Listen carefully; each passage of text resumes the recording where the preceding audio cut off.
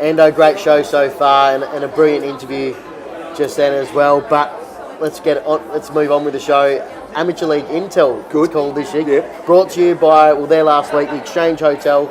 Beautiful spot. I've been caught there a bit too much lately. That was a lovely spot last week, and the schnitzel I had afterwards, very nice, Simon, let me tell you. But introduce Simon Burns, the president of the CBC Football Club, all collegians there. Thank you, Anna. But probably, if you look at your history at CBC, you've done everything. You're best and fairest winner. Yep. You've been the past captain. Correct. President of the club. Yes. You've done a lot there, haven't you? You missed out state representative. Oh, so sorry. I did miss out on that. I reckon a guy called Rocky Butterworth left that very important part off the notes on purpose. Could have also nominated myself as the 11th best player of all time at our 40th anniversary dinner. Didn't put myself in the top 10, but nearly got it. Gave it a go. Good, very generous. Very, very good. Very good. So it all going well this year. Yeah, look, we've come Dolphins, up isn't it? The Dolphins, good, mate. Good, the Dolphins. You've spot on. Yeah. Look, we've come up a division from Division 5. We've, as I said to someone last week, we've probably need to adjust. Yeah. There's a lot of free kicks being paid this year, so we've got to... So you find there is a real adjustment from I think 5 to 4? I think Division 5, for those that know Division 5 footy, is pretty combative. Yeah, so it's a pretty physical brand. Obviously the skills are not quite there, so the ball's on the ground a bit more. And you've got a bit more contested footy. Obviously we've gone up a division. Maybe the game's a little bit faster, it's a bit more open. Yeah. And we've just got to adjust a bit to the style of the game. So is that something that the boys they're working pretty hard on at training at the moment, or something they come into the season knowing? Well, look, I think the video has revealed many things. So it's a beautiful technology. It is a beautiful thing. It's a beautiful thing. So I think the coaches have been sort of pulling the first 3 rounds apart. How did you get to CBC? I mean, what was the... That's a good question. Yeah, I know you've been there for a long time, but what's the journey for Simon Burns? Well, the journey for me was played my junior footy at Victor Harbour. Okay. Most of my junior footy there. Yeah. Came up to the city to go to uni. Yeah. Victor obviously wanted me to... I was playing footy at South Adelaide. Yep. So I knew that you were at South Adelaide. I was waiting for that. Yeah. So I've been playing juniors, 17s and 19s at South. Victor sort of wanted me to go back there to play. I was at uni, country kid in the city. Yeah. Even though Victor Harbour's not really... not now. Still gets classed as country. Well, back then, we didn't have a McDonald's, right? You had to go to Hackham to get a hamburger, right? So, you didn't want to sort of punt your city lifestyle. So I thought, no, I'll stay up in the city. I had I guess I had a bit of a disagreement with John Reid, who was the then coach at South. I thought I was a really good player, and he thought I was rubbish. So, that's always that balance, isn't it? So I was out the door, and obviously looking for a place to play. Yeah. And my cousin, who was a CBC, so my plan was I'd had sort of glandular fever in that year where I would have been in the reserves had I been getting a game. Yep. So I hadn't really done a pre-season, and it's tough. So my theory was, Reedy's got no idea. Yeah. I'll go and play a season, maybe back at Victor or amateur footy, and then I'll go to another league club. Yep. That was the plan, right? So my cousin rang me and said, listen, he went to CBC and he was playing with the old scholars, and he said, why don't you come out for a game? Yeah. So I wandered out to the East Parklands. There's 7 people at training. There's a new coach, a bloke that I'd not met before, a fella called Aldo Floriani. I was going to say Aldo Floriani. He was a played for West Torrens. Absolutely. He was a legend. Great, Torrens, so I started. I had no idea they were purple and white. I would have never played for them. When I played my first trial game and they've handed me the jumper, I've gone, what the hell is this?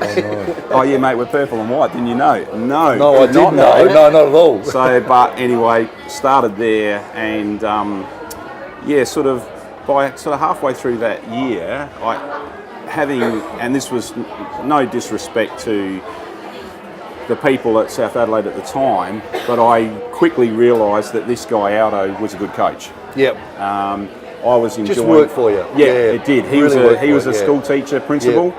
That was my sort of career pathway. And I, as a young guy, he communicated well with me. I was clear on what I had to do out on the field, and I was playing well. And I just, 30 years later, I'm still 30 years still later. there. And Simon, a long list of personal achievements. One missing premiership player. Yes. How you have done some homework here. You've done some homework, Matty. Well done. King of the North. That's the word we call him. Well done. No, I so Aldo's second year was not. So his first year was 89. Second year 1990. Seabox had. There was a lot of SAFA clubs. SAFA was imploding at that time, so there was a lot of SAFA clubs coming through, and they were sort of putting them into that Div 5, Div 4 level. So the first year we were the best of the rest. I think you had Tea Tree Gully. My first two games for Seabox were Tea Tree Gully and Modbury, straight out of SAFA. Oh, right. I got 2 30-goal hidings in a row. Not unusual because I come from South, but I'm thinking, bloody hell. I coached them. Mate, you know all about it.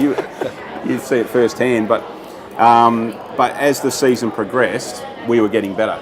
And by the time the season had finished, we were probably the next best team past Modbury. That hadn't had that experience. Correct. And so we obviously went into the 90 season, and again, we were improving all the way through.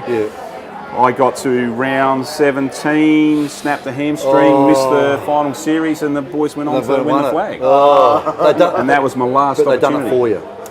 They've done it for you. There's no not from what I saw on the Saturday night, mate. They were seeking more beers. I was in the corner crying, and they were just smashing beers. There's honestly no worse feeling than missing out the flag. I think the thing about which obviously last year.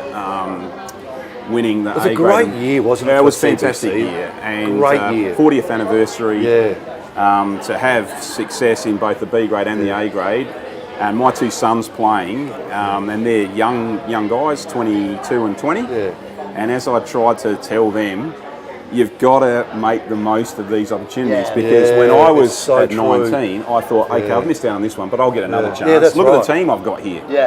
But when you're a part of an old scholars side, as you would know, Anna, because you've coached, I've coached them. They go. Because they get work job commitments offers, or whatever correct, promotions. They move interstate. They move overseas, and your team that's looking great here is not necessarily going to be great just there. Correct. So you've had some great coaches though over the years. Here we go.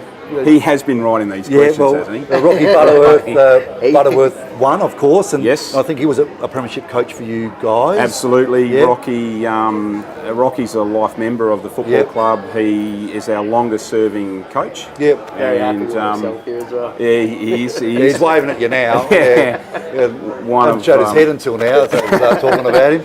Correct, but he coached probably the unwinnable premiership in 2004, and it was a pretty special moment because I went to that game thinking we're probably going to get touched up by 10 goals here. We hadn't gotten close all year. Fitzroy hadn't lost a game. Wow. And we hadn't got within about 10 goals, and on the day, the coaching, Rocky's coaching, our assistant coaches, the game plan they rolled out for the day and the matchups. So much work. Oh yeah, look, so much preparation. I've got a lot of admiration for Rocky. His preparation is really first class. And you won by how much? A few points, I think. 3 or 4. In fact, I think we were behind. We were in front all day, and then got behind with about 30 seconds to go, and then got in front. Rocky tells me the story. Actually, the pack went up in sort of the goal square. Correct. It sort of went over the back. And there was a CBC player by himself in the goal square. He's grabbed it, kicked it. Then the siren's gone. They've won it with 5 seconds to go. So my cousin. What a great win with a premiership. He would have celebrated hard. The guy that's kicked that night. Absolutely. My cousin, who I was standing next to, he was doing the time. And he turned to when Fitzroy hit the front. He turned to me with tears streaming down his face. That was going to be it. He said, "We can't win this. There's not enough time." And 15 seconds later, he's turned back to me and said, "We can't lose this. there's not enough time. We were in front, so yeah. Well, Simon, thank you so much for my joining pleasure. us. Thanks for inviting me. What you've done for CBC is absolutely outstanding, and I know you've got 30 years of stories. But what you've done for the amateur league as well, I know that's been a really huge bonus for South Australian football. So congratulations, all the best for the rest of the year. Thanks, mate. Thanks, boys. Thank you. And we're back after the Enjoyed break. that.